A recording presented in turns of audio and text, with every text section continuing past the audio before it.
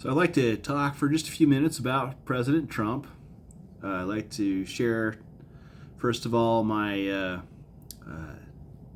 little history and my general attitude towards President Trump.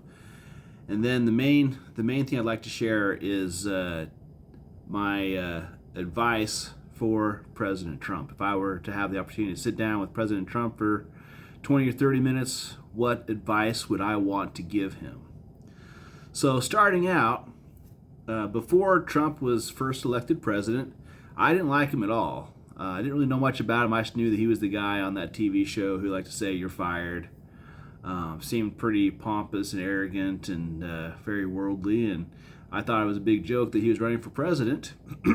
But as things developed, I gradually took it a little more seriously. When he was elected, I was pretty surprised, but I was actually quite pleased that Hillary was not elected. In fact, my attitude has generally been that most people who voted for Trump weren't really voting for him so much as they were voting against Hillary. And I think that's what really got him in office. And I think that the powers that be, the deep state, were stunned that took place. Otherwise, they would have rigged the election. So that was a huge surprise for the deep state. That was a huge surprise for him, for his family. You could see, his wife and kids, they were all on the stage after he was elected. They all just were had no idea what to do. It was pretty funny. But, once he was in office, I have to say, I was, those first few weeks, I was super impressed. I was like, wow, this is pretty cool having a president who's not just an obvious, flagrant politician, someone who actually understands business, who's professional and knows how to get some things done. Of course, the whole time he was in office, I was pretty embarrassed by his constant tweeting. I thought that was pretty bad. But he did some really good things for sure. He definitely did several things I did not like, did not agree with. But I was definitely very, very pleased that it was him and not Hillary. And so I'm not a 100% Trump guy. For sure, there's definitely plenty of people who I think would do a much better job as president, but there's no way they're ever going to get in. So this is about Trump. It was pretty obvious that a big part of the problem he had as president was he didn't understand the extent to which the deep state is in control of things and the corruption that is just insidious and pervasive throughout government. And he talked about wanting to drain the swamp, but every time he would fire a swamp creature, 9 out of 10 times he would replace the swamp creature with another swamp creature. He had no idea where to find true conservatives, where to find people who were not wolves in sheep's clothing. And so that was a big problem. The other problem he had is he would go meet with politicians, he would meet with leaders of other countries, and all they had to do was tell him how awesome they thought he was, and just sweet talk him, and then before you know it, they're all best friends. I thought that was pretty ridiculous. So yeah, it's been an interesting deal, and I call him President Trump because I sincerely believe, I think this is factual, that in the last election, President Trump clearly won that election. I went to bed that night at 11:30. He had this massive lead, and all of a sudden, he just Biden all of a sudden just pulled forward in the polls, just completely inexplicably.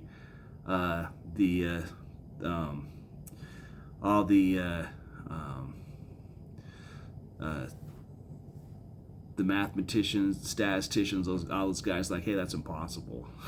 You don't have a national average that all of a sudden changes at 12:30 or 1 in the morning. That's just ridiculous. And so, yeah, pretty much that whole deal was rigged.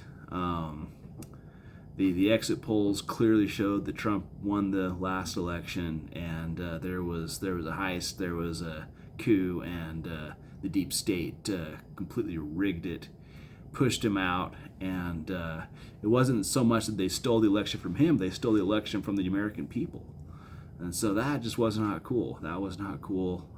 Just everything that went on with that last election was just preposterous. The way they took over, they built a big fence around the Capitol area there, and it was like Soviet Russia. It was crazy.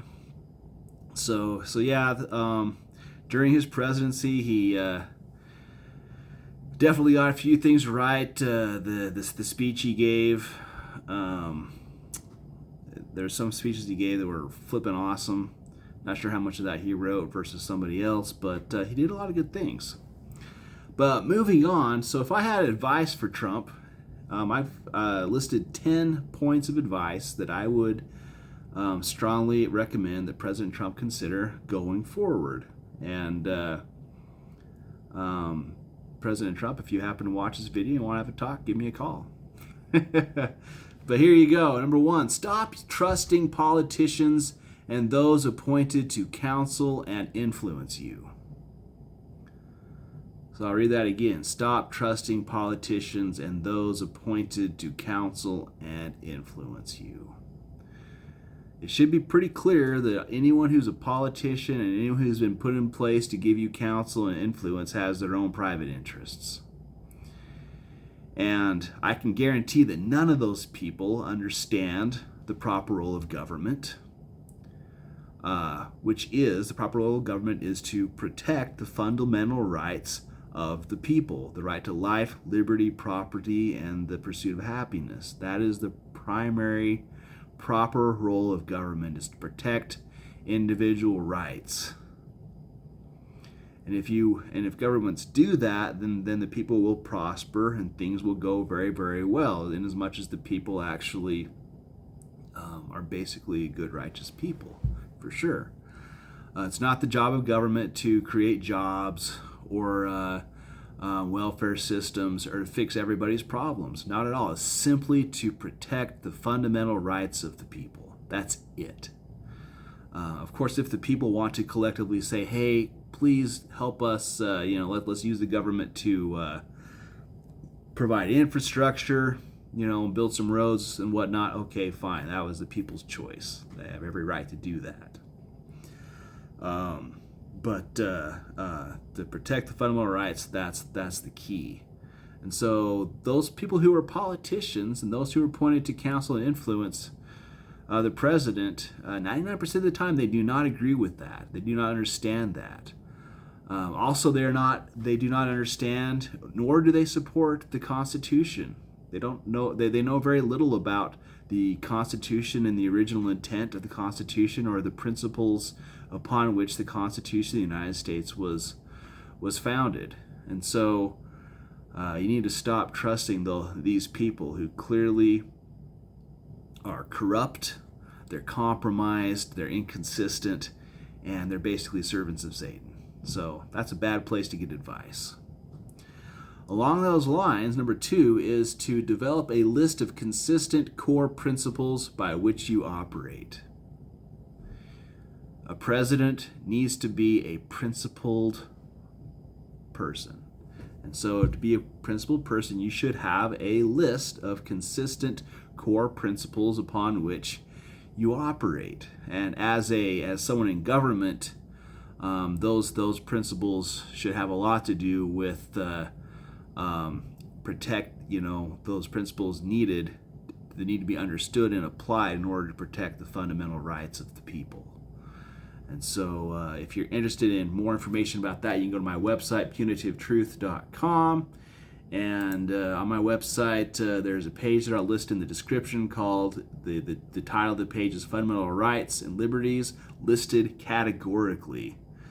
So there's actually, on my website, I've put together several chapters of a book, and in that there are several chapters on political theory, where I talk about agency, the first law of heaven, fundamental rights and liberties listed categorically, political ideologies, the proper role of government, the improper role of government, statecraft and secret societies, etc. And so I will link that in the description if you want to know more about that. But anyone who's going to be an effective leader, who is not just shooting from the hip, flying by the seat of their pants, doing whatever feels good and seems right, needs to have a list of consistent core principles by which they operate. That should be bedrock. Number 3, don't make promises you know you can't keep, and don't make claims you know are not real. And so this is something that most politicians fall prey to. They know that the electorate want to get things from government. And that's the whole deal with the leftist ideology. You know, why in the world would anybody vote for somebody like Kamala Harris or Joe Biden? You have to be dumb as rocks, because everybody knows, especially with Kamala Harris, that she is dumb as rocks. The reason they would vote for her without hesitation is because they want to get the stuff. They want the welfare. They want the handouts. They want to be supported in their sins. They want to, they're socialists, and they're social Darwinists, and they want to be called good, be called righteous, while living in horrible sin, and they want to give the least and get the most, be lazy, do as little as possible, and just party hard until they're dead. And so they know that the party, the political party that promises those things, that says they want to provide those things, are the Democrats. So that's why they're going to vote for Kamala Harris, because they are morally bankrupt people. It's that simple, and it pisses me off. All right, all right. So anyway, back to Trump here. Don't pander to people. Just say it how it is. Don't make promises you know you can't keep. There's only so much a president of the United States can do, especially when it comes to what can be done domestically, what can be done in terms of international affairs. You're just one guy, and you're not even the most powerful guy. We all know there are people in the deep state that have more power and influence, especially individuals collectively that have more power and influence than the president. And when you're dealing with a rigged system, with a highly corrupt system, there's only so much you can do. So just be very careful about making promises and claims that don't hold water. Number 4, stay off social media. It's below the dignity of the president to be doing tweets, for crying out loud. You have a PR person. Use the PR people. But it's just so ridiculous. One of the biggest things that made Trump the laughing stock while he was recognized as president was his tweeting. Just makes you shudder thinking about it. Number 5 is seek the advice of third-party, conservative, non-mainstream constitutionalists. I mean, I know personally several people who would make fantastic political advisors for the president, people who truly know and understand and support the Constitution. You have the National Committee for Constitutional Studies. They've got great stuff. There's the John Birch Society, which I've been affiliated with. They've got tons of people that know this stuff inside and out, who could give great advice that could help clean things up. There's lots of great conservatives, but what happens 9 times out of 10 is Trump would fire somebody, and then he'd replace them with somebody else from within the deep state, somebody who's a member of the Council on Foreign Relations, somebody who has all the ties with the deep state and the corporate state, and has all the connections, and who is controlled, and who are shills for the deep state, and that's just not cool. So seek advice from third-party, conservative, non-mainstream, non-controlled conservatives, people who truly love what the United States is supposed to stand for. They love the Constitution, they love freedom, and they've got their heads screwed on straight. Number 6 is study the original intent of the Constitution of the United States. Study the original intent. Maybe even read and study the Federalist Papers and the Anti-Federalist Papers. There's lots of materials on this stuff. If you're going to be president, you should really understand these core principles. Be familiar with them. You should be able to argue the Constitution very well. Number 7, focus on doing good works. That which brings the best value, the best benefit, the best outcome. And so, I saw Trump doing this. I saw him, he's sitting down with, like I saw one meeting where he's sitting down with some maritime people who had shipping interests, operate commercial shipping and whatnot. And he went down to the people who actually drive the boats and say, hey, what do you see? What's going on? I hear there's some problems here. What can I do to fix it? And of course, they were scared to death talking to Trump, but they managed to get out a few lines, and he said, I'll fix it. That's pretty cool. So keep on doing that kind of stuff. But this is a general principle for everybody. The idea that we should go about doing good is what Jesus Christ taught. The idea that we should do that which is good, which is that which brings the best value, the best benefit, the best outcome. And so no matter what religion or church you say is great, that should be a universal axiom. Do good, best value, best benefit, best outcome. That's the way, that is an acceptable way to live your life, especially if you're president of the United States. Number 8, learn all you can about the life and character of Jesus Christ. Then seek opportunities to teach of him, testify of him, and emulate him. And so, as President of the United States, you are president of what should be a Christian country. And, a lot of people have talked about the separation of church and state. That simply means that no single denomination is supposed to be unduly influencing or controlling anything in politics. There's not supposed to be a state religion. But the Constitution says nothing about separation of church and state. That's in a letter by Thomas Jefferson. But it's entirely appropriate for religious and political leaders, especially political leaders, to talk about Jesus Christ, what he taught, what he stood for, what he stands for, and what we should do as followers of Christ. And if we want to claim to be a Christian country, then our leaders should not be ashamed of the Lord Jesus Christ, but should speak openly of him, teach of him, testify of him, and emulate him. If we want to have the protection and blessings of heaven, then we should do this.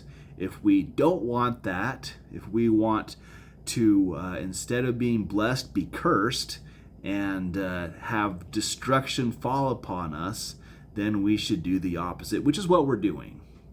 And so it's pretty easy to predict what's coming to the United States based on our flat rejection of Jesus Christ, of the Bible, of Christian principles, and the way we run things. And so you can see that coming. Absolutely can see that coming. It's, and it's simply the law of cause and effect. It's not like God's got it in for us. We're going to bring our own destruction upon ourselves, upon our own heads, because of the choices we make as a people. And that's coming. It's absolutely coming. Number 9, get educated and clued into the realities and the extent of evil in pertaining to the deep state, the globalists, the secret societies that run the government, and the most powerful institutions on the planet. So it's not very hard to learn about what's going on with these secret societies, the people who run things, who run the World Banks, who run the United Nations, all the United Nations satellite organizations, organizations like Skull and Bones, Bohemian Grove, all the modern day Gadiantons, if you know about the Book of Mormon, all these people whose objective is to enslave mankind. And so understanding how these organizations work, what their plans are, is very, very important if you want to combat what they're doing. Number 10, stop trying to say things and do things with the intent to be more popular and accepted. Stand for truth and righteousness. Everything else is a waste of energy and time. And so, if you want to really be respected, stop pandering to people. Simply stop saying things and doing things simply because you think that's what people want to hear. Like the whole abortion thing. Don't cave on the whole abortion issue just because you happen to know that half the people in the United States are pro-abortion. You have to stand for those eternal principles, those core principles which you claim to hold dear. So yeah, that's the list. Because here's the deal. What's going to happen with this upcoming election is they're going to do the same thing they did with the last election. Either they're going to take things off track entirely by some sort of false flag operation which causes the election to never even happen, or they're going to pull out all the stops, do all the rigging, and they're going to rig the election. There's no way on earth they're going to let Trump back into the White House. Isn't going to happen. And so the only thing we can do right here, right now, no matter who you are, whether you're a candidate or in any kind of government position or just a private citizen like myself, the only thing we can justly do is to stand for truth and righteousness, have faith in Christ, repent, and do our very, very best to be consistent in our loyalty and energies in promoting righteousness. So that's all we can do. And so what's the point? What's the point in pandering or making up lies or doing any of these silly things that politicians do? Because we all know what's going to happen to those who lie and love a lie. They're going to be cut off. And that's what's coming in the United States. Everybody who lies and loves a lie is going to be cut off. Justice is coming. And so now is the time to be impeccably honest. Honest with ourselves and honest with each other in the truth that we are aware of and that we have been given. And we need to understand that we are at this moment without excuse for doing less than we know is best. And so everything is swirling towards a vortex, and at the center of that vortex is the coming judgment. And so now is the time to prepare to meet God.